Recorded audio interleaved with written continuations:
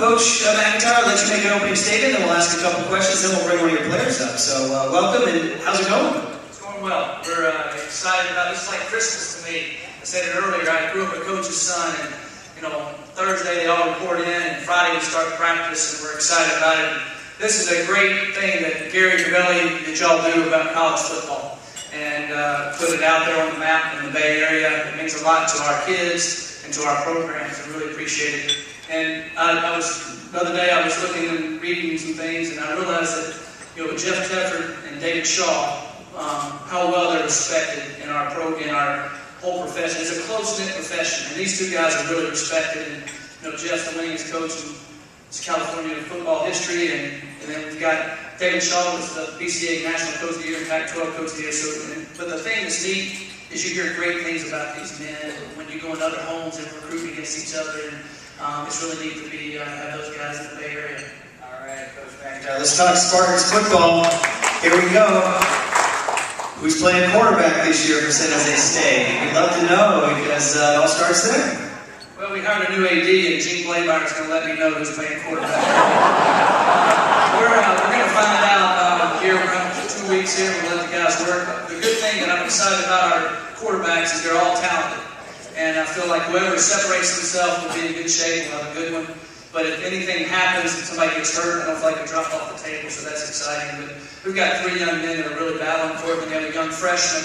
If he comes along, he's very talented also. So the future looks bright for that. So we're saying that's wide open going into camp. It's wide open. Okay, here we go.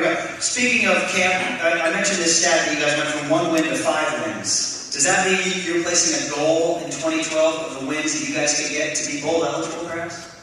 Well, first and foremost, what our young men are talking about is the 2012 WAC season. And for the first time, the first year and the second year, I couldn't tell our guys and look them in the eye honestly and say, hey, you can be a WAC champion. But now they can be a WAC champion. We have a lot of young men that have played.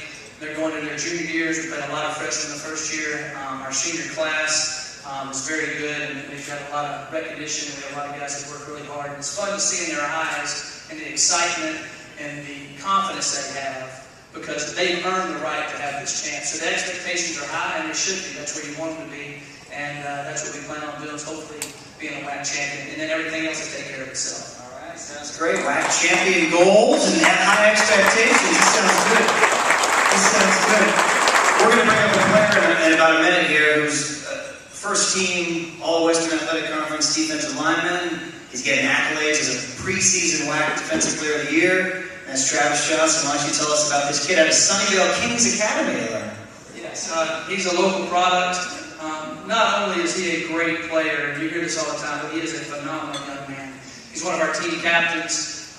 He's a leader on and off the field, and he does a great job. But the thing that he does is his motor runs all the time. And I know you hear that every once in a while about players, but you saw the Hawaii game. He blocks both those field goals. After playing defense, he never comes out of the game. We never take him out of the game.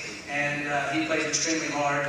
And he is the heart and soul of our defense. And a young man that I will always remember, and putting a lot on his shoulders this year to carry our team. And excited about what Travis brings to the table for our football team. Yeah, we're going to hear more from Travis in just a minute. But last one will be the schedule. You guys made a lot of news with the challenges you've taken on in the past. You've been to Tuscaloosa, Alabama. You've been to Madison, Wisconsin. You've been to UCLA. Oh, that's not much of a challenge these days. And this year, you guys have some things that set up for you. I know you take every team seriously, but the schedule appears to be missing that beastly road game. Do you guys look at this schedule and say, hey, this plays to our favor? Well, I think our beastly road game, and I say it's a beast because they beat us worse than Alabama did any day at Stanford. And it's not a far road game, but they're an excellent football team with a lot of talent. So to me, that's our beastly game right out of the gates. It's a great measuring stick for our young men and for our coaching staff. And then we have a lot of great home games. It's fun to have 6 home games this year. And we sold more season tickets than they sold in the history of the school. And Gene Blameyer said, I don't know if the San Jose people know this yet. Gene Blameyer said he got the gold turf in before the first game. But no, I think that's not allowed anymore. But there's a lot of excitement going on around San Jose State, and it's very fun to be a small part of it. All right, Coach Mike MacIntyre, ladies and gentlemen, wishing you luck in 20 plus years.